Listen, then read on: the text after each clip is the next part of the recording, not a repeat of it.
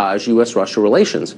What are their motivations, Russia's, in this latest exchange? We're joined now by Stephen Cohen. He's a contributing editor for The Nation and a professor emeritus of Russian studies at NYU. Professor, thanks for joining us tonight. I'll confess, I don't know whether this dossier is real or not, but it's making some fairly serious allegations about Trump, allegations really of sedition.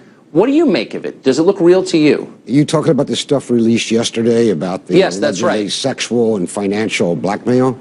That's right, that he is basically a pawn, in effect, of Russia. They're blackmailing him to do their bidding. This is, if not the end game, the last chapter in what appears to be an attempt to destroy Trump's presidency before he gets to the White House. As for that document published in BuzzFeed or whatever, I've seen stuff like that before in Moscow. It's junk. You send me to Moscow and I could get you a better dossier than that. It wouldn't even have the factual errors in it.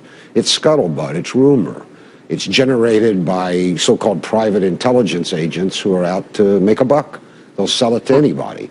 But the question is what is it doing in our political discourse? What are the motives?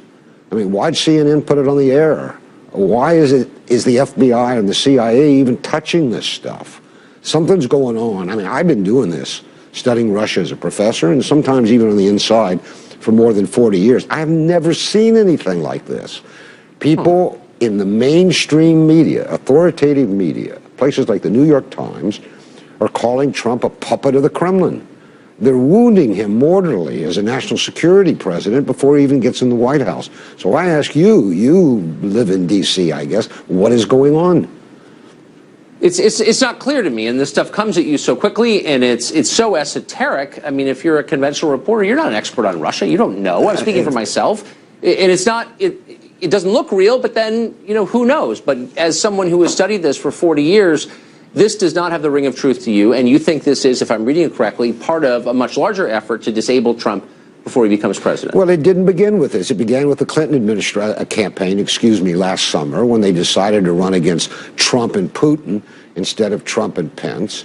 It got picked up with this so-called 3 intelligence agency report that was published last week. It's absolutely empty. Even the New York Times, which is very anti-Trump and anti-Russian, refer to that intelligence report as lacking any evidence whatsoever. So now we get what is essentially tabloid stuff. I can only assume, it's an assumption, that people in this country are desperate to wound Trump for various reasons, and one is to stop any kind of détente or cooperation with Russia. So I would submit to you, Tucker, that without a full debate about that possibility and the policies involved, these accusations against Trump have themselves become a grave American national security threat.